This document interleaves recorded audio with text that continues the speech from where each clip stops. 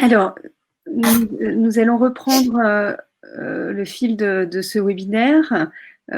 Bonjour à tous les deux, bienvenue. Voilà, dans le cadre de ce troisième atelier, donc le premier ayant porté sur les enjeux du télétravail en termes d'opportunités et de risques, le deuxième sur les coopérations, les collaborations et les questions voilà, posées par le télétravail.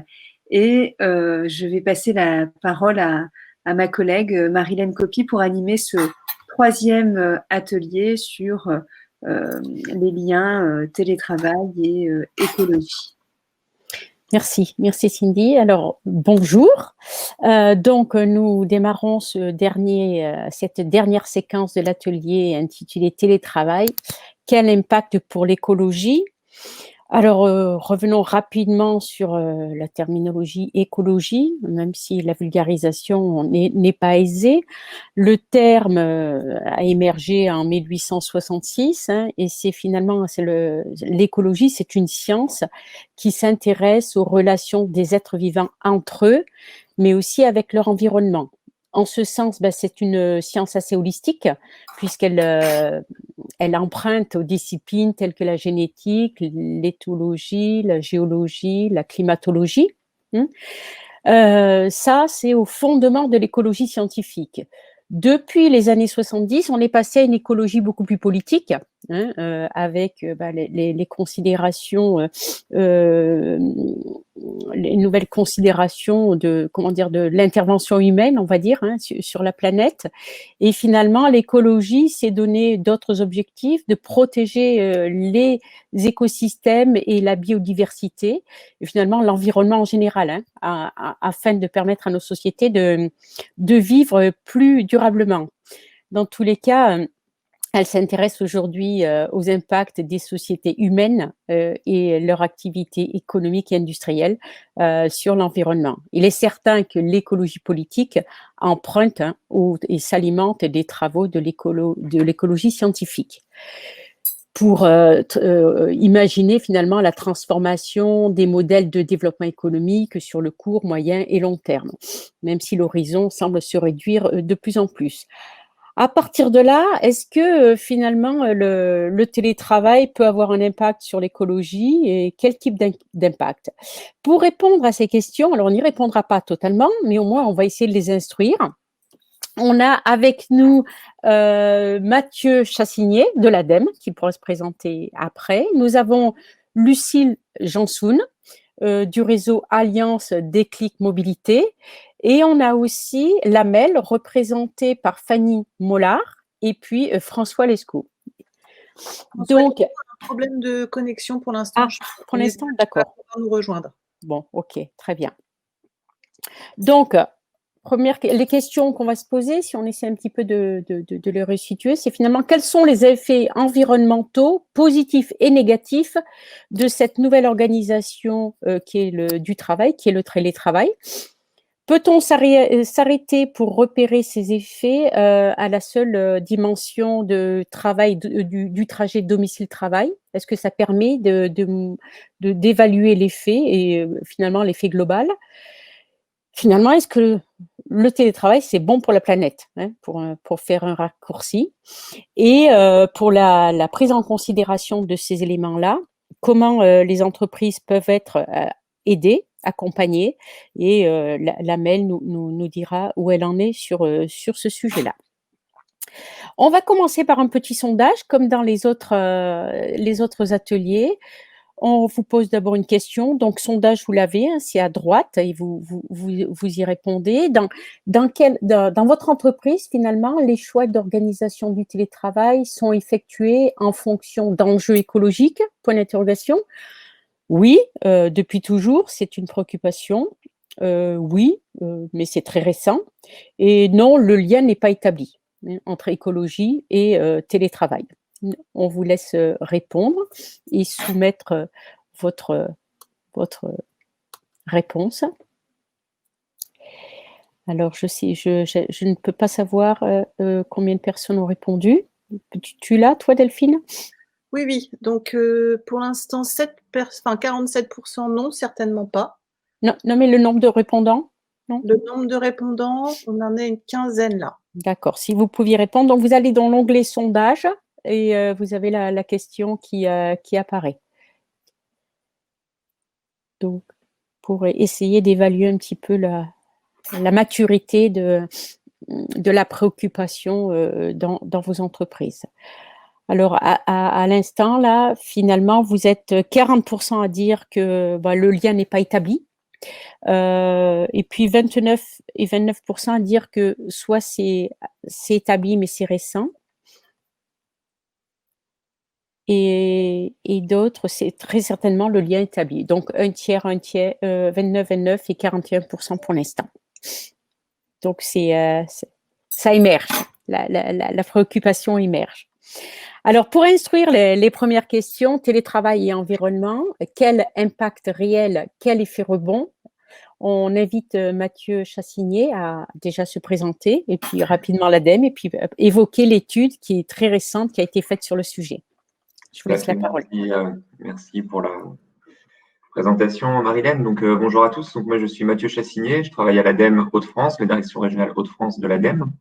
Et je suis en charge des questions liées à la mobilité et à la qualité de l'air.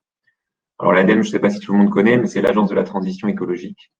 C'est une agence d'État qui a pour mission d'animer la politique environnementale dans les régions notamment.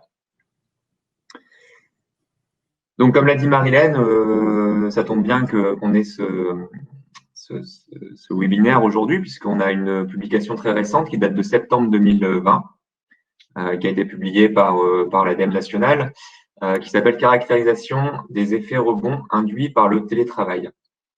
Donc, l'objectif, finalement, c'est, ça peut paraître évident que le télétravail, c'est bon pour la planète parce qu'on évite des déplacements. Mais en fait, on le verra, c'est pas si simple parce qu'il y a pas mal de petits effets qu'on appelle effets rebonds. Un effet rebond, c'est quoi? C'est quelque chose qui va venir annuler une partie du gain apparent. Je vous donne un exemple. Vous faites isoler votre logement, vous consommez moins, mais finalement, au lieu de vous chauffer à 19 en hiver, vous décidez de vous chauffer à 22. Donc, le changement d'usage, de fait se chauffer à 22 au lieu de 19, en fait, c'est un effet rebond qui va venir grignoter une petite partie du gain théorique dont vous avez pu faire le calcul auparavant en décidant de faire isoler votre logement. Donc, sur le télétravail, on va le voir, il y a des effets qui sont un petit peu similaires. Donc voilà, donc on a voulu quantifier quand même, faire la somme des plus et des moins et quantifier globalement le gain environnemental lié au télétravail sous différentes formes, décrire, comme je le disais, les effets rebonds et quantifier leur poids respectif. Est-ce que certains sont négligeables ou pas? Quelle est la puissance de chaque effet rebond les uns par rapport aux autres? Au niveau de la méthodologie, donc on a fait une revue de la littérature. Il se trouve qu'il y a une 50aine de publications scientifiques sur le sujet. Et puis, on a enrichi par des entretiens et des focus group afin de donner un petit peu de concret et de voir comment ça se passe concrètement dans les organisations. Alors, l'effet direct du télétravail, c'est ce que je vous disais, beaucoup considèrent que voilà, c'est forcément bénéfique. Alors, effectivement, il y a un effet bénéfique direct qu'on a quantifié, qui dépend de la distance à laquelle habitent les gens de leur lieu de travail en moyenne et puis le mode de transport qu'ils utilisent. Est-ce qu'ils utilisent la voiture ou autre chose? Mais en moyenne, quand on fait la somme de tout ça, par jour de télétravail hebdomadaire, on va économiser 271 kg d'équivalent CO2 par an quand on télétravaille. Donc, si c'est 2 jours par semaine, ça va être 540. Ça, c'est bien pour un jour de télétravail hebdomadaire. Donc, ça, c'est l'effet le plus simple à quantifier. C'est l'effet direct. Et puis, derrière tout ça, il y a beaucoup d'effets indirects qui sont donc des effets rebonds qui annulent une partie du gain lié à l'effet direct. Donc, je les ai listés là, je vais les décrire ensuite. Donc, il y a l'effet chaîne modale, l'effet de nouvelle mobilité quotidienne, l'effet relocalisation, l'effet logement, l'effet bureau à la demande, l'effet visioconférence, puisqu'on a un plus gros recours à la visioconférence et ça consomme aussi de l'énergie. Ainsi que des effets, d'autres effets qui sont soit peu significatifs ou soit non modélisables. J'y reviendrai tout à l'heure. Donc le premier effet qu'on a mis en évidence, hein, et ça provient d'enquêtes en fait, hein, quand on regarde vraiment ce que font les gens les jours de télétravail, c'est des choses qu'on voit, c'est que en fait on optimise un peu moins sa journée, on optimise un petit peu moins sa chaîne de déplacement. C'est-à-dire que quand vous allez au travail, parfois le matin, vous déposez d'abord un enfant à l'école, ensuite vous allez au travail, et puis le soir, vous allez faire une course, puis vous allez chercher l'enfant à l'école, et ensuite vous rentrez chez vous. Voilà, vous optimisez un petit peu votre temps de trajet, et c'est pas forcément des allers-retours en point à point, quoi. C'est ce qu'on appelle des boucles de déplacement.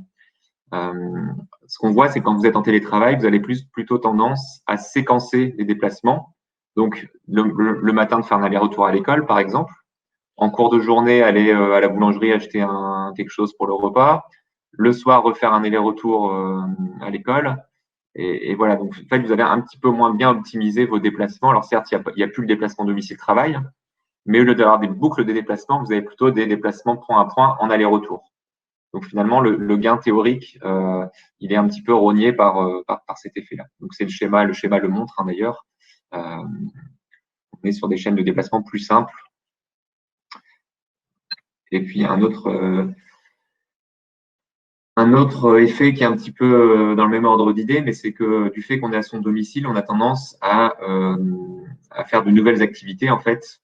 Par exemple, aller faire une course au milieu de la journée, aller acheter son repas du midi, par exemple, à la boulangerie ou ailleurs, faire une activité sportive à un moment dans la journée ou sur le temps du midi. Et donc tout ça, ça peut être des déplacements en plus. Ce qu'on voit aussi, c'est qu'une partie de ces activités sont soustraites du week-end. C'est-à-dire que la course, vous allez la faire le lundi parce que vous êtes en télétravail plutôt que de la faire le samedi. Voilà. Donc, si on fait la somme de ces deux effets-là, on remarque quand même, hein, c'est assez significatif, que ça vient manger 25% du gain lié à l'effet direct, ce qui correspond à 67 kg de CO2 supplémentaires par jour de télétravail hebdomadaire. Donc ça, c'est le plus gros effet rebond. Enfin, ces deux-là sont les deux plus gros effets rebond. Alors, si on continue, un effet qui peut être potentiellement très important, c'est que puisque vous télétravaillez 1 ou 2 jours par semaine, par exemple, vous allez accepter d'habiter plus loin de votre lieu de travail. Par exemple, là où vous auriez accepté 1 heure de temps de trajet aller-retour si vous devez faire le trajet tous les jours, puisque vous ne le faites plus que 3 fois par semaine, vous allez peut-être vous mettre à accepter d'avoir un temps de trajet d'1h30. Et donc, le jour où vous allez devoir déménager, vous allez peut-être élargir votre périmètre de recherche et finir par habiter un petit peu plus loin que ce que vous auriez fait si vous n'aviez pas la possibilité de télétravailler. Donc voilà les 3 cas de figure que je cite, hein, c'est on cherche un logement plus grand et donc on va plus loin et on accepte d'aller d'autant plus loin que quand on télétravaille. Le deuxième, c'est des changements de mode de vie qui peuvent être même assez radicaux, c'est-à-dire qu'on va carrément vivre dans une autre région. On vient une fois de temps en temps sur son lieu de travail et du coup, on repose sur le TGV, par exemple, ou le train, ou même dans certains cas, ça peut être l'avion. On peut avoir des exemples de gens qui, par exemple, vivent à Toulouse et puis travaillent à Paris, et puis du fait qu'ils ont besoin de venir qu'une fois par semaine sur leur bureau, habitent à Toulouse et prennent l'avion 1 fois par semaine, ce qui est assez catastrophique voilà, on va dire, ça pénalise finalement le bilan du télétravail, et ça va même venir manger le gain lié à la pratique du télétravail par plusieurs dizaines de salariés. Et puis le troisième effet qu'on peut voir, c'est que ça peut étendre le bassin de recrutement des employeurs. Donc un salarié peut se mettre à postuler à des offres beaucoup plus lointaines parce que il sait que l'employeur va lui offrir la possibilité de télétravailler. Ou inversement, l'employeur va peut-être accepter de recruter quelqu'un qui habite très loin, mais en se disant qu'il n'a pas à faire le trajet tous les jours, donc il acceptera tout de même de rester dans l'entreprise à moyen long terme. Donc alors, je disais, ça c'est un effet qui peut être potentiellement vraiment très important et qui peut quasiment rogner tout le gain lié au télétravail. Ceci dit, la littérature montre qu'il n'est pas forcément très très observé cet effet-là et qu'il est difficile à quantifier. Alors pourquoi il est difficile à quantifier? Parce qu'il faut avoir un vrai suivi sur le long terme. Il faut attendre que les gens déménagent parce qu'ils ont un événement dans leur vie qui fait qu'ils ont besoin de déménager ou autre et voir comment ça va influer sur les choix. Donc, c'est très complexe à regarder. On l'a pas quantifié parce que on n'avait pas des éléments suffisamment solides pour être rigoureux. Mais cependant, on voit bien dans des exemples comme ça qui relèvent plus de l'anecdote, mais que voilà, que c'est un effet qui existe et qui peut être assez puissant avec ce que je disais, par exemple, sur l'avion, par exemple, ou des gens qui vont se mettre à habiter vraiment très loin, grâce, entre guillemets, au fait de pouvoir télétravailler.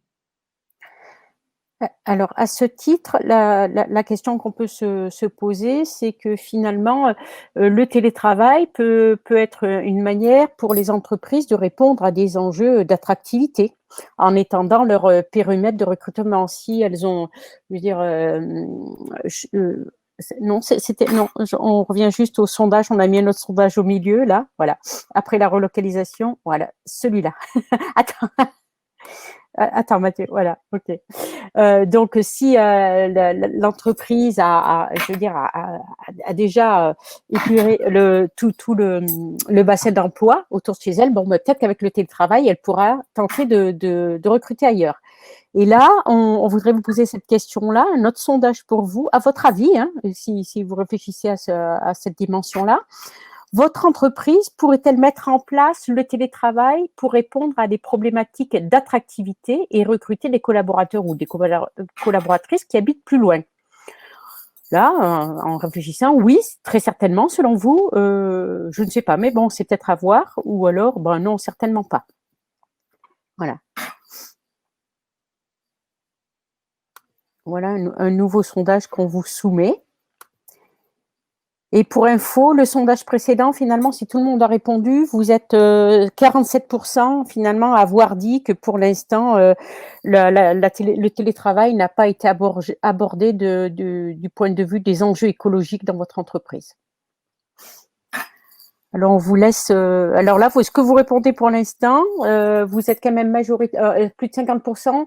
Vous êtes en train de dire qu'effectivement, ça pourrait être, avec le télétravail, un moyen d'étendre le périmètre de recrutement. Vous êtes 53% à le dire. Et finalement, résoudre peut-être des problématiques d'attractivité. Seulement 21% d'entre vous disent que non, certainement pas. Voilà, donc on voit bien que le télétravail, ça pourrait être une réponse, mais après, se pose la question écologique. Je te laisse reprendre la main. Alors, donc, si je continue, donc, je suis en train de manipuler en même temps, alors. Vas-y. Alors, il y a un autre effet qu'on a pu mesurer, ce qu'on a appelé l'effet logement, c'est-à-dire que on est chez soi au lieu d'être au travail, donc on a des consommations d'énergie supplémentaires, c'est-à-dire qu'on allume la lumière, on se chauffe. Pour ceux qui ont un thermostat réglable, peut-être que la journée, vous le réglez pour que votre logement ne soit pas chauffé et que le chauffage reprenne une heure ou deux avant que vous arriviez chez vous le soir. Là, on est chez soi, donc on est obligé de se chauffer, de s'éclairer, etc. Pour autant, en bureau, la lumière continue d'être allumée et le chauffage continue de fonctionner. Donc, c'est des consommations d'énergie en plus, alors qui vont se répercuter sur vos factures d'énergie, mais qui vont aussi se répercuter sur les émissions globales liées à la mise en place du télétravail. Et donc ça, on estime que ça génère des émissions supplémentaires qui sont estimées à 7,6% de l'effet direct, soit 21 kg de CO2 par jour télétravaillé hebdomadaire. Alors, un autre effet rebond, celui-là, il est assez peu significatif, alors ce qui peut sembler peut-être étonnant, parce qu'on parle souvent de l'impact environnemental du numérique qui est important et qui ne cesse d'augmenter. Le numérique, c'est à peu près 10% des consommations d'électricité à l'échelle mondiale et 5% des émissions de gaz à effet de serre, donc c'est quelque chose d'assez important. Or là, sur la visioconférence, puisque finalement, quand vous êtes en télétravail, vous avez un plus grand recours à la visio, puisque certaines réunions que vous auriez eues en physique sont transférées sur de la visio. Voilà, donc vous avez un peu plus de visioconférence. Cependant, c'est moins de 1% d'effet direct. L'effet rebond, c'est à moins de 1% de l'effet direct, avec 2,6 kg de CO2 en plus par jour télétravaillé. On voit qu'en fait, la vidéo, voilà, ça consomme de l'énergie, mais ça reste assez faible quand même. ça reste assez limité. Alors, un autre effet qui pour le coup, est très structurant, qu'on a appelé l'effet bureau à la demande, c'est que en fait, le télétravail peut, dans certains cas, rendre possible le flex office et donc générer des optimisations sur la surface des bureaux, avec moins de bureaux que de salariés, par exemple, ou avec moins de mètres carrés par personne, ce qui génère finalement moins d'émissions de CO2 pour la construction de bureaux supplémentaires.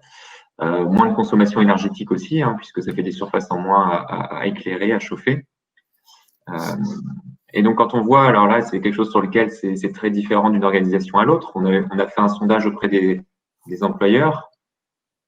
Sur ceux qu'on a interrogés, il y en a 27% qui sont passés en flex office. Alors, c'est pas énorme, mais c'est quand même beaucoup. Plus d'un quart sont passés en flex office. Quand on sait que voilà, que c'est quand même très structurant de passer sur cette solution-là, je trouve que 27%, c'est quand même pas rien. Ensuite, l'autre chose, c'est que cet effet-là reste quand même très difficile à quantifier et dépend de nombreuses hypothèses sur les surfaces, sur la façon dont on le met en œuvre. Et donc là, on a plutôt que de donner un chiffre unique, on a fait différentes hypothèses et on voit que finalement, alors là, on n'est non pas sur un effet rebond, mais sur un effet supplémentaire, sur un gain supplémentaire qui peut aller jusqu'à 107% de l'effet direct.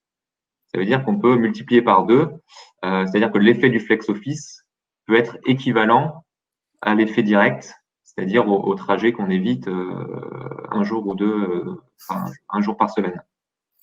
Voilà, donc après la fourchette basse c'est 2,5%, donc voilà, c'est vraiment suivant le scénario. Mais en gros, on peut avoir un gain compris entre 7 kg de CO2 par jour télétravaillé et jusqu'à quasiment 300 kg de CO2 par jour télétravaillé. Donc ça c'est un peu la synthèse de tout ce que je vous ai dit là. Donc tout ce qui est en orange sur la gauche, c'est les 4 grands effets rebonds que je vous ai expliqués. La moindre optimisation des déplacements, les déplacements supplémentaires au cours de la journée, la visioconférence, même si c'est très peu, les nouvelles consommations d'énergie chez vous. Donc ça, c'est 31% de l'effet direct. Donc ça vient manger 31% de l'effet direct. Et puis, si on met en place le Flex Office, en fait, au total, ça peut même faire 52% d'émissions, de diminution d'émissions de gaz à effet de serre supplémentaires. Mais là-dessus, il y a quand même un point d'interrogation sur cette partie-là qui se situe donc à droite. Alors après, il y a quelques effets complémentaires qu'on n'a pas pu quantifier, mais c'est plus vraiment pour les lister, pour voir que voilà, il y a des choses en plus qui sont pas forcément importantes ou en tout cas qui sont difficiles à quantifier. Le premier, c'est ce qu'on appelait la virtualisation des relations professionnelles. C'est-à-dire que le télétravail, finalement, vous amène à intégrer dans l'organisation des fonctionnements en visioconférence.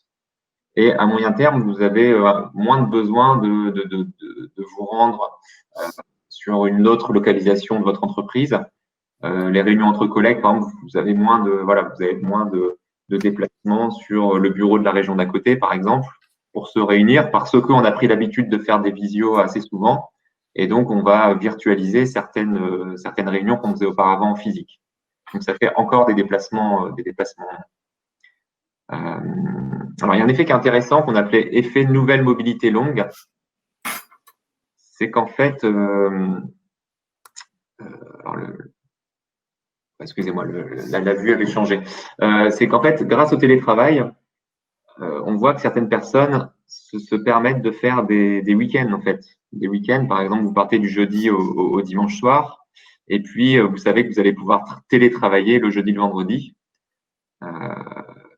Et donc, vous allez plus facilement ou plus souvent aller faire un week-end en famille, dans votre famille éloignée, par exemple, si vous avez la famille qui habite un peu loin, ou dans une résidence secondaire, ou se faire un petit week-end style city trip à l'étranger, grâce au fait que vous allez pouvoir les premiers jours ou les deux premiers jours télétravailler tout en profitant quand même du lieu où vous êtes et faire ce déplacement long, non pas pour 2 jours du samedi au dimanche, mais le rentabiliser en le faisant du jeudi, par exemple, au dimanche.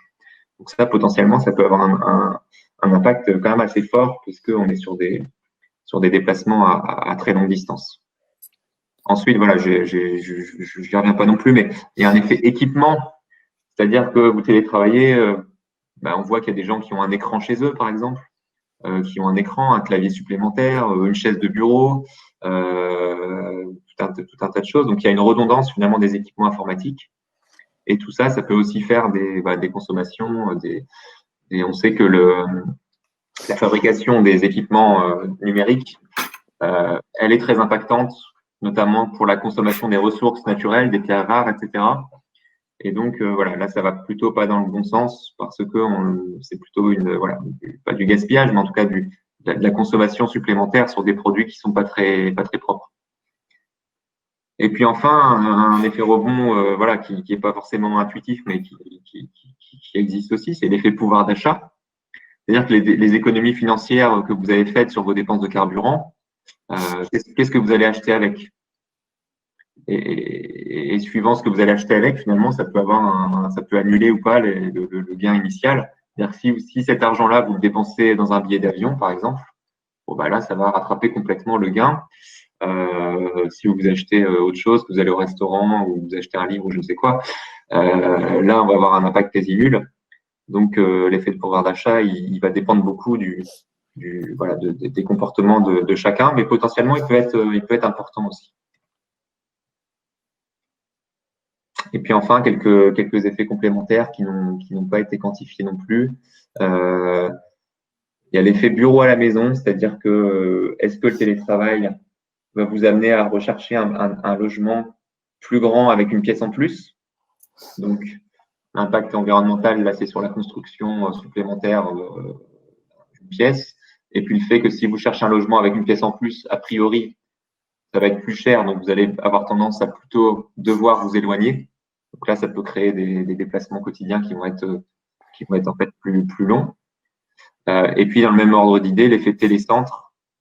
Si on encourage le télétravail dans des télécentres, c'est des bâtiments supplémentaires qu'on construit, dans lesquels on met des équipements informatiques qui consomment de l'énergie de chauffage pour la lumière, etc. Donc, c'est aussi beaucoup de consommation en plus. Mais là, ça va beaucoup dépendre de chaque organisation et est-ce qu'on accepte ou encourage le télétravail dans ce type de lieu. Mmh. Voilà, donc en conclusion, ce qu'on peut retenir, c'est qu'il y a un impact direct. Alors, quand même, gardons un côté optimiste. C'est malgré tous ces effets rebonds-là, l'effet est positif. Donc ça, c'est la bonne nouvelle. Donc 271 kg de CO2 économisés par jour télétravaillé par semaine. Il y a beaucoup d'effets rebonds, mais beaucoup sont des petits effets rebonds en fait. Donc il faut les avoir en tête, mais beaucoup ne suffisent pas à inverser ce bilan positif. Cependant, il y en a quand même quelques-uns qu'il faut garder en tête. Et puis il y a des besoins de recherche supplémentaires, puisque il y a beaucoup d'effets rebonds, comme je vous l'ai dit. On ne peut les mesurer qu'à long terme, ou alors on n'a pas suffisamment de recul ou de littérature existante qui permettent vraiment de les quantifier. Donc, il faut poursuivre les explorations sur ce sujet-là afin d'affiner un petit peu tous ces éléments que je vous ai montrés. D'accord. Est-ce que il est possible, est-ce que vous avez déjà des idées ou réfléchi sur certains points, comment limiter certains effets rebonds? Vous aviez évoqué, quand on l'avait préparé, la question du télétravail en journée incomplète, des choses de ce type? Un effet rebond, alors la question des télécentres, je pense qu'elle est importante et là, ça va être directement les règles qui vont être définies par l'organisation. Est-ce qu'on accepte le télétravail en télécentre ou pas? Il faut être conscient que si on l'accepte, en fait, ça va générer des effets rebonds assez importants. Après, il faut peut-être faire attention aussi sur le fait que ça augmente l'aire de chalandise finalement des employeurs. Alors, c'est intéressant parce que ça permet peut-être de recruter des talents. C'est aussi à double tranchant parce qu'on sait bien que recruter quelqu'un qui habite très très loin, et ça, il y a des enquêtes qui le montrent, une personne qui habite très loin de son lieu de travail va être, entre guillemets, un peu plus infidèle à son entreprise. Et le jour où elle aura une proposition d'un poste similaire à côté de chez elle, elle va plus facilement démissionner de son poste et accepter le poste à côté de chez elle, même si elle fait du télétravail. parce que ça restera des déplacements longs et pénibles qu'on va réussir à remplacer par des déplacements courts. Donc en termes de qualité de vie, il y a pas photo. Et on a une étude qui montre ça très bien. En fonction de votre temps de trajet domicile-travail, la question qu'on vous pose, c'est est-ce que dans 5 ans, vous vous voyez encore dans votre entreprise?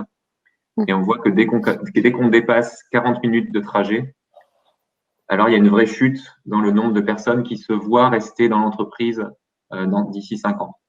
C'est une diapo qu'on a mise un peu plus loin, effectivement. Exactement. Et ça, c'est quand même un facteur de compétitivité, de réussir à garder ses salariés et pas de toujours devoir aller recruter des gens avec des périodes de vacances entre les 2 postes, etc. Donc voilà, faut faire attention, je pense, au télétravail un petit peu jusqu'au boutiste, c'est-à-dire jusqu'où ça peut nous amener.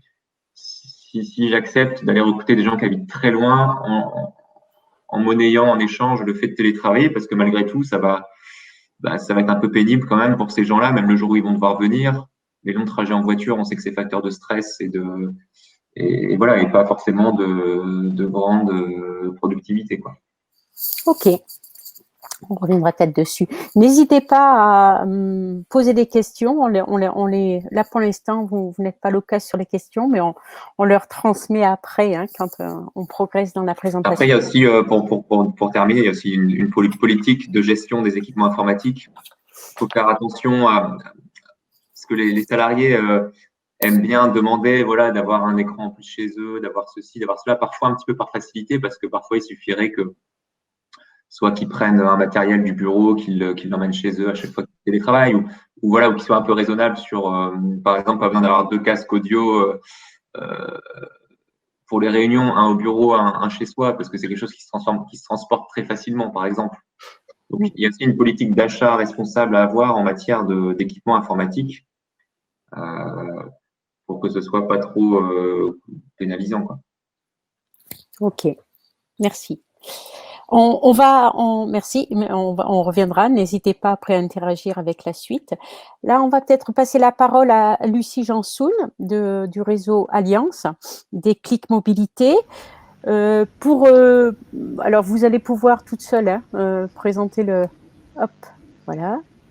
Pour à la fois présenter ce qu'est le réseau Alliance des Clics Mobilité et puis nous dire un petit peu quelles sont vos missions et comment vous y prenez sur ces sujets-là pour accompagner les structures. Merci Marilène. Du coup, bonjour à tous. Voilà, moi je vais vous présenter rapidement Réseau Alliance pour que vous ayez un petit peu en contexte notre approche. Et voilà, donc nous, c'est plutôt une approche mobilité durable de la part des employeurs qu'on va avoir. Du coup, moi, je travaille chez Réseau Alliance. Donc, c'est une association loi 1901 qui a été créée il y a 27 ans. Et qui rassemble les acteurs économiques autour d'une économie plus responsable sur la région des Hauts-de-France. Donc, on va travailler sur des sujets de responsabilité sociétale des entreprises, donc qui vont de la stratégie, le pilotage de la RSE jusqu'à la mobilisation des parties prenantes, des collaborateurs sur différentes thématiques. Notre point d'entrée, c'est vraiment l'approche réseau, l'échange de bonnes pratiques et le concret. Donc voilà, et pour faire ça, du coup, on est une vingtaine de salariés à l'année. Pourquoi parlez-vous de mobilité durable ? Alors justement, en fait, nous, la mobilité durable, chez nous, ça a été vu sous le prisme RSE. Donc en fait, on a commencé à travailler dessus il y a un petit peu plus de 10 ans maintenant, en 2009, où un de nos adhérents, AG2R La Mondiale, avait mis en place un plan de mobilité, donc un plan de déplacement entreprise à l'époque, et avait besoin d'échanger dessus pour progresser. Et en fait, nous, ça entre dans les enjeux RSE, puisque la mobilité durable, de manière générale, donc c'est le fait de promouvoir des modes de transport alternatifs à la voiture individuelle. Donc cette mobilité durable va permettre aux entreprises de réduire leur empreinte écologique, environnementale. Donc ça, c'est pour la partie protection de l'environnement, et va aussi répondre à des enjeux de bien-être au travail, de sentiment d'appartenance, et aussi réduire plutôt augmenter le pouvoir d'achat des collaborateurs. Et d'ailleurs, c'est l'ADEME qui a sorti des chiffres dessus, mais en tout cas, le fait de posséder une voiture et de l'utiliser quotidiennement, c'est vraiment un poids souvent qui est sous-estimé dans le budget des ménages et qui peut être, en tout cas, qui peut être réduit quand on opte pour les transports en commun, quand on covoiture, quand on réduit aussi ses déplacements et du coup, notamment quand on pratique le télétravail. Donc, c'est un peu toutes ces raisons-là qui nous ont amenés à travailler sur la mobilité durable. Et du coup, je passe à la slide suivante. Donc, depuis 2013-2014, maintenant, on anime le projet Déclic Mobilité, donc qui est notamment soutenu par la direction régionale Hauts-de-France de l'ADEME, mais pas que. On a la région qui nous soutient, on a aussi des partenaires privés. Et donc, on va travailler sur toutes ces questions de mobilité durable pour sensibiliser les dirigeants d'entreprise, les ressources humaines, les référents RSE quand ils existent en entreprise. Donc, les sensibiliser aux enjeux de la mobilité, leur donner les clés de mise en place de démarches et surtout leur montrer des choses qui fonctionnent chez les autres. Et ensuite, on va proposer, donc une fois que la sensibilisation est amorcée, on propose des accompagnements qui vont être à la fois collectifs, individuels, donc où on va progresser tous ensemble et si besoin, on peut travailler en individuel sur certains sujets. Et notre brique un peu collective aussi chez Réseau Alliance, c'est la question de l'essaimage, donc qui se traduit chez nous par à la fois la mise en avant de ces bonnes pratiques innovantes ou en tout cas fructueuses et la valorisation d'outils aussi méthodologiques. Donc voilà pour Déclic Mobilité. Alors du coup, nous, quand on parle de mobilité durable, c'est ce que je vous disais, on parle de le report modal, donc changer son mode de transport, mais aussi réduire la dépendance à la voiture. On y reviendra tout à l'heure, mais du coup, le télétravail, il est vraiment abordé chez nous par ce prisme-là, et on commence à l'aborder aussi sous le prisme ressources humaines, mais c'est un petit peu plus récent. Voilà, donc je passe à la suite. Alors, quand on échangeait, quand on a préparé cette présentation, on se posait la question de quelles sont les origines du télétravail. Donc, en entreprise, comment est-ce que ça se passe? Comment est-ce qu'on impulse? Donc, la première raison, elle est évidente puisqu'elle est d'actualité. C'est une situation de type confinement où, en fait, on n'a pas le choix. Il faut réduire le nombre de contacts humains et du coup rester à la maison, ce qui du coup oblige tous les salariés qui peuvent pratiquer le télétravail à le faire chez eux. Donc ça, c'est vraiment plutôt ponctuel, c'est assez rare. On l'avait déjà un petit peu évoqué quand on avait les risques autour de la grippe H1N1 ou H5N1. Alors, je confonds les deux, mais c'est voilà, en tout cas les risques pandémiques qui avaient déjà été moins forts, mais déjà anticipés par certaines entreprises. Et puis ensuite, on va avoir aussi des origines donc ponctuelles, mais un peu plus récurrentes. Donc là, je vous ai mis à chaque fois des illustrations pour mettre un peu de couleur, hein, mais on a vécu il y a un an maintenant, un tout petit peu plus d'un an, des grèves sur les transports en commun, donc où les déplacements étaient vraiment rendus difficiles par les salariés, où les personnes qui étaient vraiment dépendantes des transports en commun ne pouvaient pas se déplacer comme ça pour venir au travail, et le covoiturage, enfin, les routes étaient complètement saturées, et donc c'était très difficile aussi de pratiquer le covoiturage ou simplement d'utiliser une voiture. Et donc les personnes qui travaillent à proximité pouvaient utiliser des modes comme le vélo, mais finalement on a quand même eu une massification du télétravail, notamment en région parisienne à ce moment-là, un petit peu moins en Hauts-de-France, mais en tout cas ça a commencé à se mettre en place de manière un peu plus urgente. Et puis, on a aussi donc l'effet manifestation. Tout simplement, on est bloqué. Donc là, manifestation au sens large, hein, je pense à l'AMEL qui interviendra aussi. Mais par exemple, quand on a un bâtiment qui est sur une zone d'événementiel, on va avoir des moments où on sera bloqué, ce sera difficile de se rendre au travail. On peut avoir une manifestation aussi de type les opérations escargots qui vont ralentir le trafic sur les routes et donc bloquer certains salariés. Et aussi, si on reprend l'image, on a aussi, donc le côté manifestation, le côté aussi climat, où notamment en Hauts-de-France, on a des plans de protection de l'atmosphère qui vont interpeller les employeurs publics et privés sur leur impact écologique et leur demander, en cas de pic de pollution, de mettre en place des mesures. donc des mesures pour réduire leur impact et notamment améliorer la mobilité. Donc le télétravail peut être aussi déclenché pour des raisons environnementales. Il y a les pics de pollution, il y a les zones à faible émission qui sont en train de se mettre en place aussi dans de nombreuses villes. Donc le télétravail peut être une solution en ponctuel pour répondre à ces problèmes environnementaux.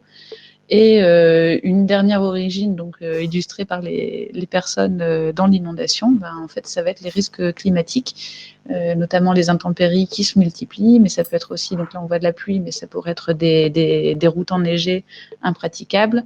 On sait que le réseau SNCF a un petit peu plus de mal à circuler quand des rails ont pris froid. Donc tous ces éléments, en tout cas, qui peuvent bloquer la possibilité de se déplacer.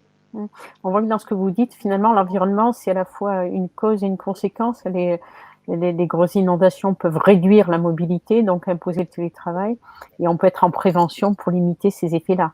Voilà, en fait, c'est exactement ça. L'environnement immédiat peut impulser un télétravail qui va se mettre en place de manière très rapide, et en même temps, ça peut être une mesure qui va réduire l'empreinte environnementale de l'activité d'une entreprise. C'est ce que Mathieu vient de démontrer aussi dans sa présentation. Finalement, quand on compte bien les plus et les moins, on a quand même tout un intérêt à pratiquer le télétravail.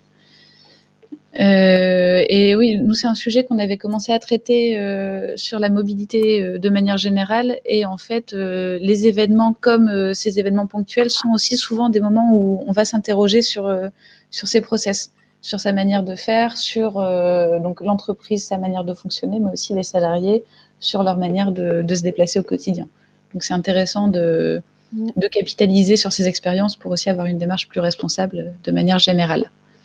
Sur d'autres types d'origines, ça va être les enjeux liés à l'organisation même de l'entreprise. Donc là, c'est des images qui sont un peu plus difficiles à déchiffrer comme ça, mais donc on a à la fois des entreprises qui soit se créent, soit se réinventent et vont avoir des principes de flexibilité. Le flex office, ça commence aussi à être intégré par pas mal de startups. On a vraiment des entreprises qui veulent avoir dans leur ADN le fait que les salariés n'aient pas besoin de se déplacer et soient autonomes. Donc, je pense que c'est un sujet, le sujet de l'autonomie a été traité avant, mais en tout cas, voilà, c'est vraiment quelque chose qui monte de plus en plus. Et voilà, dès la création, ou certaines entreprises qui, au final, vont réfléchir, revoir leur manière de faire, et dans le cadre, encore une fois, de la démarche RSE, peuvent avoir envie d'impulser le télétravail. Alors, la deuxième image, c'était assez difficile à illustrer, alors du coup, je vais m'expliciter un peu plus. Donc là, c'était une anecdote que j'avais eue de la part d'un des adhérents de Réseau Alliance. C'est des questions de risque et de contrôle de la médecine du travail, notamment dans des entreprises qui sont pas forcément très bien desservies en transport, ou qui ont des horaires de travail compliqués, qui vont solliciter 2 fois en une journée des collaborateurs pour qu'ils viennent sur site. Et donc, on a aussi beaucoup d'entreprises qui ont été sollicitées en disant, ben voilà, en fait, les trajets domicile-travail sont vraiment facteurs de pénibilité, voire d'accident.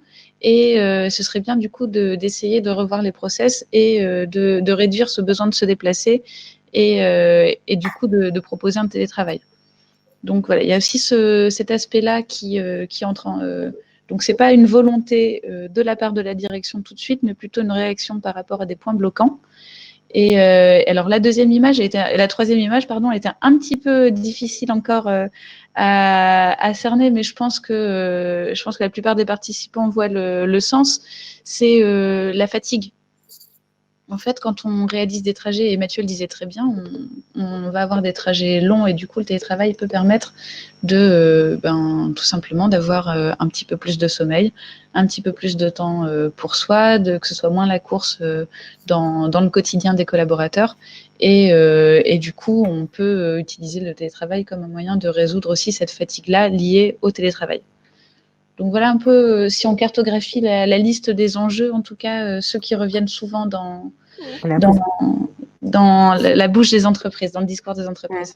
Oui. Vous avez fait un récapitulatif, là, effectivement, sur...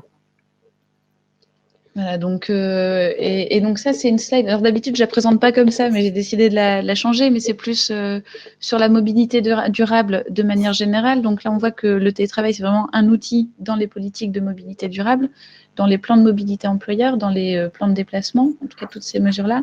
Et donc, on a à la fois les enjeux environnementaux donc qu'on est en train de traiter maintenant, mais aussi les enjeux pour le territoire, notamment quand on envoie moins de salariés sur place, on va réduire le nombre de voitures sur la route et donc diminuer les embouteillages.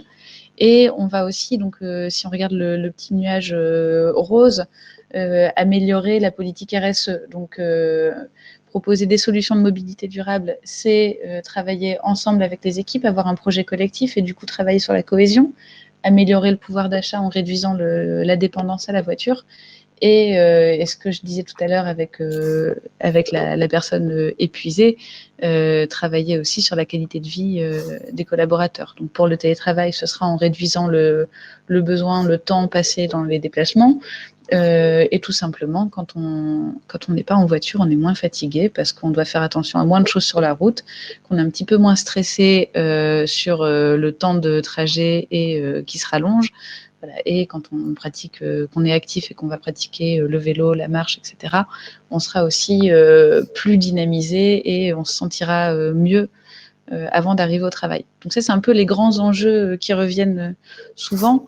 Et du coup, après, pour le fonctionnement même de l'entreprise, donc beaucoup d'enjeux qu'on en a déjà parlé. Quand Mathieu parlait de flex office, on va réduire le besoin en foncier. Quand on a moins de voitures, on va réduire aussi le besoin d'acheter, de louer, d'entretenir des places de stationnement. On va fonctionner de manière plus fluide et donc réaliser des économies. Le bilan carbone, ça reste quand même une des préoccupations pour pas mal d'entreprises.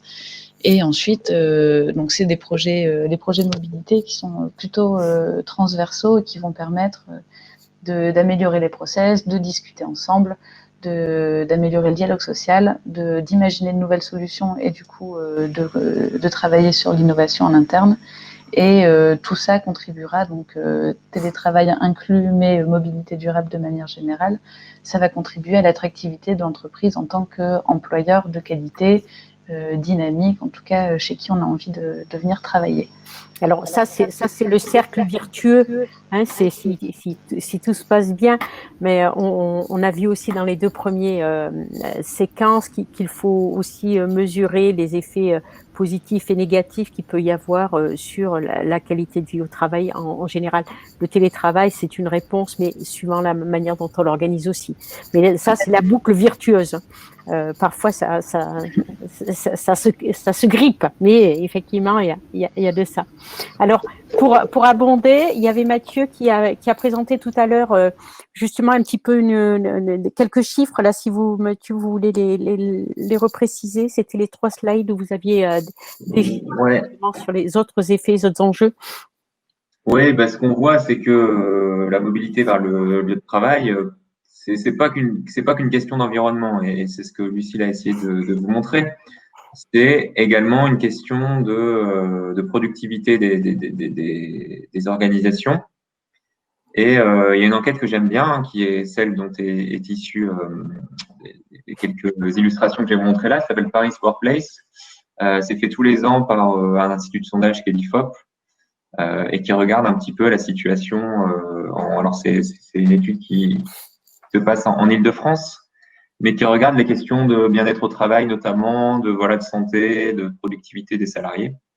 Et donc en fait, quand on demande aux personnes, est-ce que vous trouvez que vos trajets domicile-travail sont désagréables, on voit que suivant le mode de transport utilisé, en fait, on a des réponses assez différentes. Alors ce qui apparaît pas ici, qui est situé tout à gauche, c'est la marche à pied et le vélo. Ça, ce sont des modes de déplacement qui globalement sont jugés très agréables par leurs utilisateurs. Là, tout à droite, donc les pires, c'est le RER. 55% des gens considèrent que leurs trajets sont désagréables en RER, 54% en voiture, 52% en métro. On est à peu près encore dans les mêmes ordres de grandeur. Bus, c'est un peu mieux. Et puis, je le répète, mais marche et vélo, c'est nettement mieux, notamment pour des questions de bien-être et du bien-être que ça procure et de l'activité physique aussi que ça vous apporte au quotidien. Quand on regarde, non pas maintenant par mode de transport, mais par temps de trajet, là, on voit des différences qui sont encore beaucoup plus fortes. C'est-à-dire que quand vous avez moins de 40 minutes aller-retour, hein, c'est aller-retour, 40 minutes de trajet aller-retour, il y en a seulement 29% qui considèrent que leurs trajets sont désagréables. Entre 40 et 60 minutes, 45% considèrent que c'est désagréable. Et là, il y a un vrai décrochage au-dessus de 60 minutes, avec 3/4 des gens qui considèrent que leur temps de trajet est désagréable. Donc, ça veut dire quoi? Ça veut dire qu'on arrive le matin au bureau un peu stressé, un peu énervé. Ça veut dire aussi qu'on n'a pas forcément envie de rester chez son employeur parce que c'est trop pénible, l'expérience est trop pénible. Et donc, on a envie de s'en aller, quoi. Donc, c'est une vraie question pour l'employeur. Au-delà du bien-être du salarié, c'est aussi une question pour la bonne organisation de l'employeur. Et puis, alors ça, j'en ai parlé tout à l'heure, mais je pense rester plus de 5 ans dans mon entreprise actuelle. Donc, si vous avez moins de 20 minutes de trajet, vous envisagez de rester longtemps dans l'entreprise, et plus le temps de trajet augmente, en fait, et plus vous êtes infidèle, entre guillemets, plus vous aurez envie d'accepter un autre poste si on vous en propose un près de chez vous, ou un petit peu différent. Ok. Voilà. Je redonne la main à Lucille. Là. Ouais. Alors, justement, Lucie, comment vous y prenez-vous, vous, finalement, comment vous faites, comment vous accompagnez les entreprises, directement ou indirectement? Alors, nous, la méthodologie chez Réseau Alliance, c'est ce que je présentais un peu tout à l'heure. Donc, aller de la sensibilisation au partage d'expérience pour ensuite accompagner les employeurs. Donc, à l'année, on va organiser des matinales thématiques. Donc, c'est des conférences ouvertes à tous où on va justement montrer pourquoi c'est intéressant de s'y mettre hein, sur la mobilité, sur le télétravail, sur l'empreinte environnementale. Hein, c'est donc tout sujet confondu. Et ensuite, on va organiser des ateliers d'échange de bonnes pratiques où là, du coup, nos adhérents se rencontrent, échangent autour d'une thématique. Et donc, on a toujours 1 à 2 bonnes pratiques, un retour d'experts par rapport à la thématique et des moments où vraiment on échange tous ensemble, on progresse et on a cet effet un peu communauté qui progresse tous ensemble. On a aussi une formation méthodologique, donc ça qu'on anime depuis un petit peu plus de 5 ans, qui va donner toutes les clés pour que l'employeur puisse mettre en place un plan de mobilité adéquat. Donc en fait, nous, le télétravail, ça fait partie hein, des actions, mais on est vraiment sur quelque chose qu'on déploie si c'est cohérent, au même titre que d'autres pratiques de mobilité durable. Et donc, pour ça, on a une méthodologie qui va du diagnostic à la co-construction d'un plan d'action réaliste, réalisable, budgétisé et programmé. Et ensuite, toute une partie animation et évaluation des démarches. Donc, on propose une formation qui donne tous ces outils-là. Et ensuite, c'est ce que je vous disais, si besoin, on peut aussi proposer un accompagnement. Après, sur la question du télétravail, nous, on l'a abordé aujourd'hui sous le prisme mobilité durable.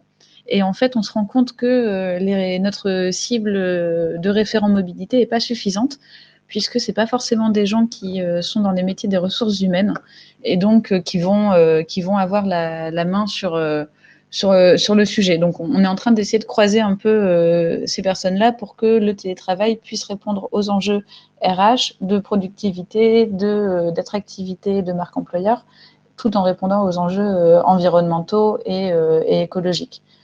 Alors, je vous avais préparé des petites slides sur les plans de mobilité employeur, mais du coup, je les ai présentés rapidement, mais ça se retrouvera aussi dans le replay, je pense. Donc, le plan de mobilité employeur, pour rappel, c'est une méthodologie aujourd'hui qui est déployée partout en France, qui s'appelait plan de déplacement entreprise avant. Et aujourd'hui, c'est obligatoire pour toutes les entreprises de plus de 50 salariés qui n'ont pas réussi, dans le cadre de leur négociation annuelle obligatoire, à trouver un accord et à mettre en place des mesures sur les questions de mobilité durable. Donc, c'est beaucoup de conditions, mais n'empêche que ça reste un outil de programmation qui est intéressant, au-delà des personnes qui seront obligées de les mettre en place, tout simplement parce que ça permet d'avoir une photographie en temps réel des pratiques, des enjeux, de l'accessibilité de l'entreprise, et ensuite, à partir de ça, proposer des solutions qui vont vraiment améliorer le fonctionnement général de l'entreprise, et le tout en ayant une méthodologie qui permette de chiffrer le report modal, donc le changement des pratiques individuelles, le succès, et d'évaluer les retombées aussi sur tous les impacts sociaux, environnementaux, économiques qu'on peut identifier. Donc voilà, différentes solutions en tout cas que nous on présente, c'est vraiment le plan de mobilité, c'est un outil qui va permettre de déployer une palette de solutions, donc des solutions qui vont osciller entre aménagement, donc tout simplement pour rendre accessible par tout mode de transport le site de travail. Donc, ça va être travailler avec la collectivité sur l'accessibilité cyclable. Si, par exemple, on n'a pas de piste de bande cyclable ou d'aménagement sécurisant, ça va être aussi travailler sur un site, notamment sur les zones d'activité, sur le déploiement de trottoirs, voilà, tout simplement, qui n'existent pas forcément toujours, ou en tout cas d'aménagements qui vont sécuriser les modes doux. Ce sera aussi améliorer tout ce qui va toucher au stationnement. Donc, stationnement en voiture, où on peut hiérarchiser les places de stationnement quand les places sont chères et favoriser des places pour les personnes qui pratiquent le covoiturage ou qui roulent dans des voitures moins émettrices de gaz à effet de serre, et aussi travailler surtout travailler sur le stationnement pour les modes actifs, donc le vélo, la trottinette, que les salariés qui viennent, qui font l'effort puissent se garer à proximité de l'entrée, dans un espace qui soit sécurisé, propre, abrité de la pluie, en tout cas voilà, qui permettent de sécuriser ce mode de transport aussi. Donc il y aura toutes ces mesures-là sur l'aménagement, sur le dur, et en fait le principal des actions, ça va être des actions soft, donc de l'incitatif, soit des incitatifs financiers, on a notamment le forfait mobilité durable qui vient proposer un outil là-dessus, mais aussi des actions d'animation. On va faire tester des mobilités, on va renseigner des collaborateurs et on va peut-être mettre à disposition des modes de transport, typiquement des vélos, pour qu'ils testent. Et que, du coup, ils puissent essayer. Donc, en fait, quand on propose des solutions de mobilité durable, on va parler de marches, de vélos, de trottinettes, de tous les engins de déplacement personnels motorisés ou non motorisés d'ailleurs, les transports en commun en incluant aussi, donc pas que les bus, trams, métro, mais aussi les TER, qui font partie vraiment de l'offre à promouvoir. La voiture partagée, donc en covoiturage, en autopartage, des voitures électriques, hybrides, peut-être un jour hydrogène, et ensuite réduire le besoin de se déplacer, soit en proposant donc le télétravail, la visioconférence, donc ça c'est deux outils qu'on est en train d'éprouver aujourd'hui, et aussi des services en entreprise qui vont permettre de moins utiliser la voiture. Très bien. Je vais vous remercier pour laisser un petit peu de temps à Lamelle de présenter son action. Merci, très instructif. Alors peut-être qu'on va donner la place justement à Fanny Mollard et puis François Lécaud. Alors Fanny, elle est en visio. Mais ben voilà, les deux sont en visio. Alors il n'y a pas de support. Peut-être que Delphine, si tu peux les mettre celui-là, je la garde pour après. Ça, je le garde pour après, mais peut-être les mettre en vignette apparente, là. Bon, voilà. Peut-être alors, bon, Fanny et François, comment vous vous situez par rapport à ça? Comment vous avez mis en place le télétravail et en réponse à quel enjeu, finalement, à Lamelle? Donc bonjour à tous. Donc effectivement, je me présente, Fanny Mollard. Je suis responsable d'une équipe qui s'appelle Organisation du temps de travail, qui est très récente en fait dans notre collectivité, puisqu'elle a été créée en fait au 1er décembre 2019. Donc c'est vraiment effectivement une entité qui a émergé. Pourquoi effectivement cette création? Puisque depuis 2014, Lamelle a vraiment souhaité s'inscrire dans une politique ambitieuse de modernisation de notre organisation du temps de travail, et par ce biais-là, effectivement, a émergé donc le télétravail. Donc sur ce télétravail, il y avait effectivement plusieurs enjeux. L'un des enjeux était notamment une meilleure conciliation entre la vie professionnelle et la vie personnelle, d'accompagner aussi le changement par le management à distance, le management par objectif. et aussi de vouloir être porteur d'une dynamique pour le développement en fait d'une évolution en fait de nos modes d'organisation. Ce que disaient tout à l'heure effectivement les collègues qui ont pris la parole au préalable. Et puis bien évidemment, aux objectifs, il y avait aussi la volonté de pouvoir être un vrai acteur en fait pour participer à la réduction des phénomènes de congestion urbaine et aussi à la promotion d'un développement territorial équitable. Donc en fait, au-delà de ces enjeux de responsabilité sociale et sociétale, on a souhaité effectivement avoir aussi quelque part ces enjeux écologiques. Donc par ce biais-là, effectivement, on a mis en place une expérimentation du télétravail en 2017.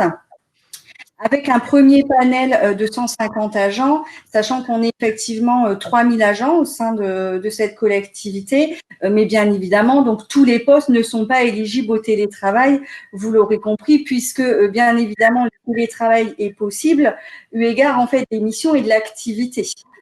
Si vous avez des métiers qui sont plutôt liés effectivement à des prestations de chantier ou de relations vis-à-vis du service au public ou à l'usager, c'est un peu plus compliqué effectivement de pouvoir le déployer.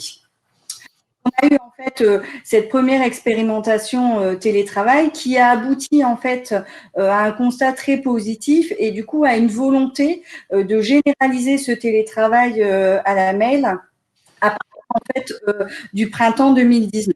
Donc cette généralisation en fait elle s'est opérée par le biais de 3 vagues, donc une vague en septembre, décembre et mars 2020. Je ne vous cache pas en fait que cette mise en place aujourd'hui elle a un double contexte si je puis dire. Pour nous il y avait vraiment l'avant et l'après-Covid. Dire qu'effectivement, c'est pour ça que je préfère être très transparente. Le télétravail, il y a quelques mois de ça, on sentait une vraie frilosité de la part des collectivités, de la part des agents, mais aussi des managers. Parce qu'effectivement, c'était quelque chose de nouveau et c'était compliqué parce que on se disait mais le télétravail non, c'est pas possible parce qu'il y avait toujours aussi cette dimension contrôle, vérification, comment je vais gérer mes équipes, le lien effectivement social avec les collègues. Donc il y a un vrai enjeu où les gens y allaient pas trop. Aujourd'hui, en fait, en mars 2020, dans un rapport en fait de travail à distance forcé. Et je fais bien la distinction entre télétravail et travail à distance parce qu'effectivement, c'est pas la même chose. Le télétravail, c'est bien une action volontaire. Aujourd'hui, en fait, le travail à distance, au regard en fait de la crise sanitaire, il est plutôt subi. Et ça aussi, c'est important de le prendre en considération. Par contre, il est vrai que la crise sanitaire a eu quelques effets positifs. Il faut quand même en conclure ce constat-là, puisque de par ce télétravail, bien évidemment, il y a eu aussi la possibilité pour nos collaborateurs d'avoir cette prise de conscience aussi sur justement ces modes de trajet, le côté effectivement lien domicile, travail, etc. Donc, il y a eu des prises de conscience aussi par rapport à ça. Et puis, de pouvoir effectivement mettre en place de nouveaux outils et de nouveaux concepts. Aujourd'hui, en fait, à la MEL, au-delà effectivement de la généralisation du télétravail, on avait aussi une démarche de droit à la déconnexion, donc ça qui était très important.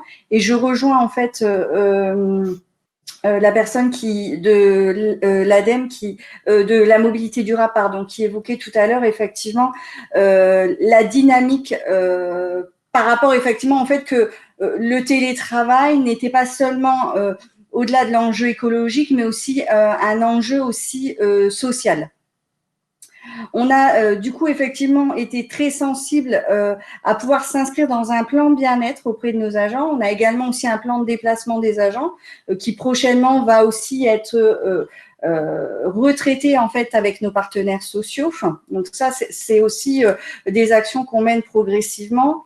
Et dans le cadre de ce télétravail, ce sur quoi je voulais aussi mettre l'accent, c'est qu'au-delà du télétravail classique, la MEL souhaitait pouvoir aller au-delà du cadre réglementaire. Et donc, on a mis aussi en place ce qu'on appelle, nous, le télétravail temporaire, donc pour des situations personnelles spécifiques, soit effectivement par rapport à des situations médicales ou à des situations sociales, par exemple, effectivement, de proches aidants.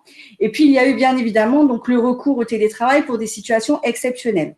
Cette dimension-là, on l'a mis en place bien avant, par contre, avant la crise sanitaire, puisqu'effectivement, donc là, je vais passer la parole à François. Et, on a connu effectivement quelques événements qui, dans le cadre d'un dispositif adaptant nos rythmes, on avait déjà en fait mis en place cette dynamique de télétravail. Donc ça, je vais laisser François développer, puis je poursuivrai juste derrière. D'accord, allez-y. Oui, merci Fanny.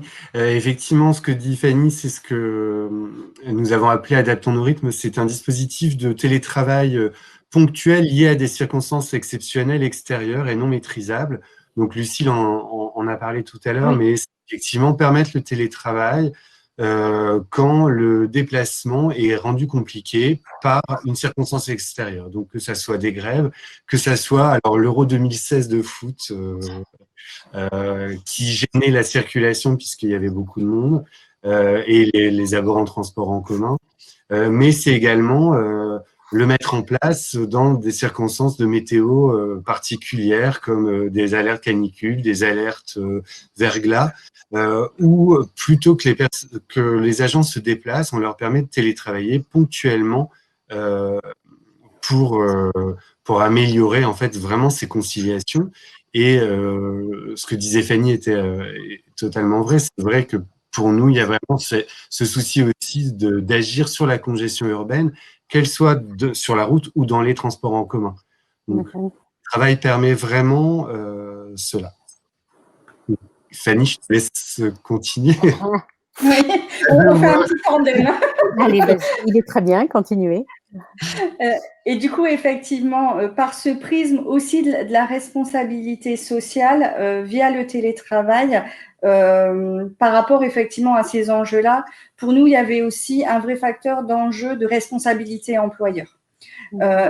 Pour nous, la mise en place de ce télétravail, il s'est aussi décliné, mais par le biais d'un vrai accompagnement, par des sessions effectivement d'ateliers, de groupes de travail, de formation. Aujourd'hui, en fait, au sein de notre collectivité, une autorisation de télétravail est conditionnée en fait à plusieurs préceptes.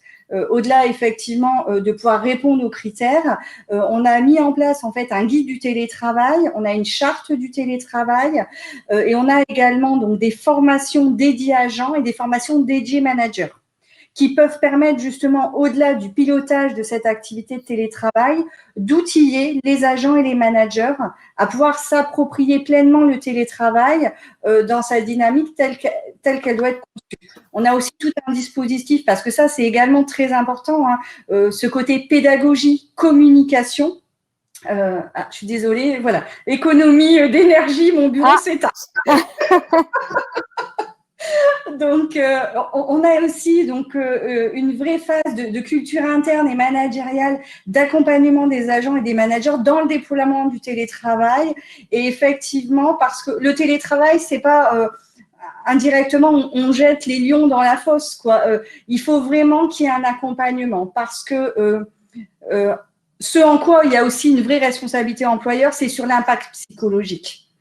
Il faut aussi être très précautionneux et très vigilant sur effectivement tout télétravail. C'est-à-dire que oui, le télétravail, c'est une solution. Oui, le télétravail a des impacts positifs, mais pas que. Et donc, c'est là où justement, aujourd'hui, on y met les moyens. Je parle de moyens, et donc, au-delà de ces moyens humains, bien évidemment, le télétravail est aussi une solution propice, mais qui nécessite, au-delà des moyens humains, des moyens matériels. Pour exemple, en fait, l'AMEL a déployé le télétravail aujourd'hui à près de 420 agents. Aujourd'hui, on a une nouvelle campagne qui va être effectivement dépouillée, je vais le dire comme ça. On a près de 700 candidatures qui sont arrivées c'est une campagne qui s'est ouverte entre septembre et octobre 2020.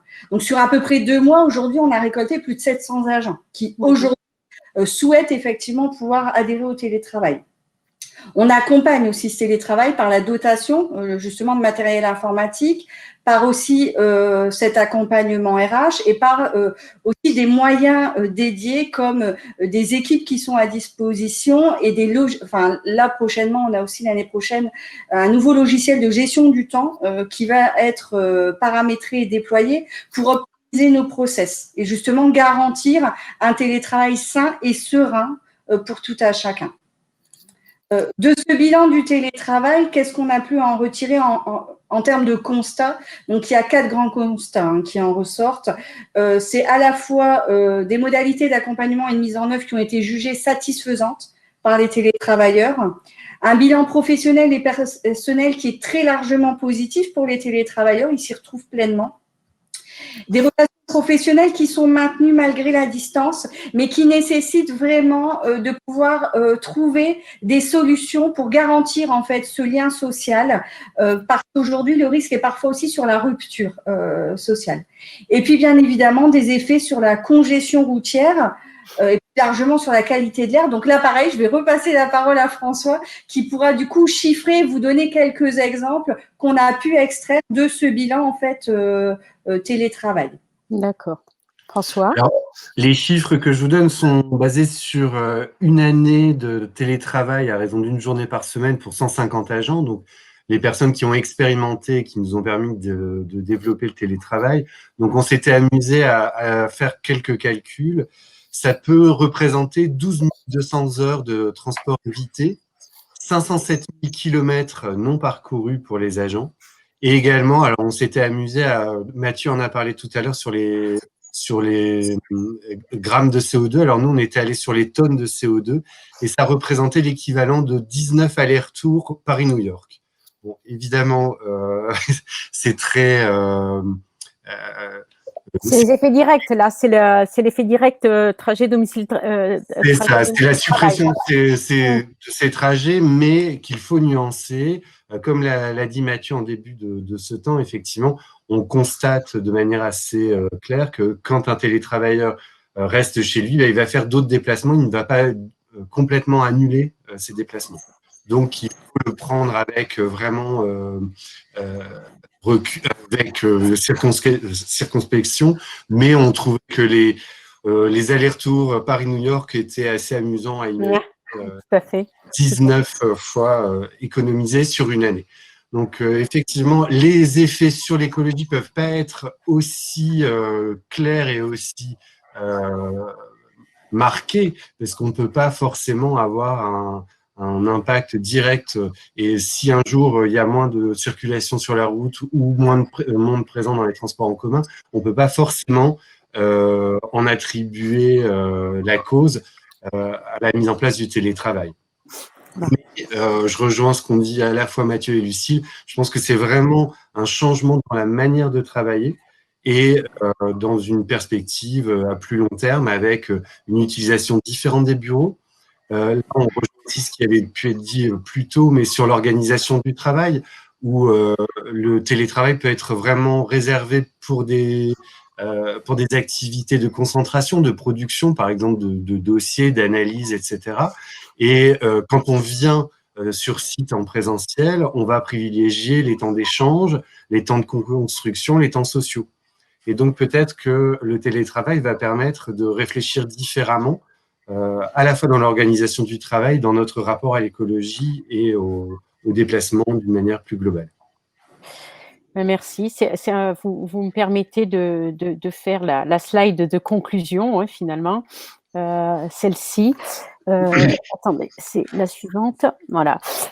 Vous l'avez évoqué, vous avez eu du mal à rester sur le champ de l'environnement pur. Hein, vous avez toujours tiré sur les divers enjeux, hein, du télétravail. C'est vraiment à la croisée d'enjeux environnementaux, économiques. Il y a des tensions qui s'opèrent en permanence, sociétaux, de collectivité, de santé. Alors santé, nous on est fortement sur la dimension de santé au travail, mais on est aussi sur des dimensions de santé publique. Et on voit que dans tous les cas, c'est ok. Il y aurait un cercle virtueux qu'on peut imaginer, mais on voit bien qu'il y a parfois il y a des enjeux autour du télétravail qui font qu'il y a des tensions. Hein. Quand on avait préparé, je me souviens que Mathieu avait évoqué, je reviens sur ce cas-là parce que il avait fortement dit, c'était sur l'idée que finalement, pour qu'il y ait des impacts avec l'effet direct trajet, domicile, travail, il fallait éviter que le télétravail se fasse par journée incomplète. Voilà. Et effectivement, sinon, de toute façon, la personne va être une demi-journée chez elle potentiellement ou sur un espace de coworking potentiellement, mais une journée sur son lieu, dans son bureau habituel. Et là, l'impact direct, il sera totalement neutralisé. Mais on voit bien que pour la question de la cohésion d'équipe, même d'enjeux managériaux, il est possible que les entreprises tendent aussi aujourd'hui à dire bah si, c'est pas du télétravail sur toute une journée. Donc on voit bien qu'il y a des tensions entre les divers enjeux. Il y avait aussi la question de la visioconférence. Vous avez dit, Mathieu, qu'effectivement c'était pas trop coûteux pour l'environnement. Toutefois, quand on peut, évitons de mettre la visio. Le téléphone suffira. On peut, par rapport aux 2 ateliers qu'on a eu tout à l'heure, c'est vrai que la visio donne une illusion quand même si c'est virtuel, mais de proximité. Donc voilà, là on voit bien que les enjeux, ces divers enjeux se tiraillent et qu'il y a du travail à faire pour pour trouver des compromis ou des solutions acceptables. Et pour nous, là, ça passe par des espaces de discussion, entre autres. Voilà, je vais clore cet atelier, puis après Cindy va clore l'après-midi. Dans tous les cas, merci à l'ADEME, Mathieu, merci à tous. Je vais vous reprendre quand même. C'est Lucie Jansoun de Réseau Alliance Déclic Mobilité. Et merci. Alors, quelqu'un nous a dit qu'est-ce que c'est que la MEL, mais bien sûr, ça paraît tellement évident. La MEL, c'est la métropole européenne de Lille. Voilà, mais c'était tellement évident qu'on ne le dit plus. Donc, merci à François Léco et à Fanny Moulard de la MEL, et puis bien sûr à Mathieu Chassigné de l'ADEME. Merci à vous et on laisse la parole à Cindy pour le mot de la fin. Eh ben, bravo à tous et merci pour Marilène aussi pour cette animation de ce 3e atelier. Donc on arrive à la fin de notre après-midi.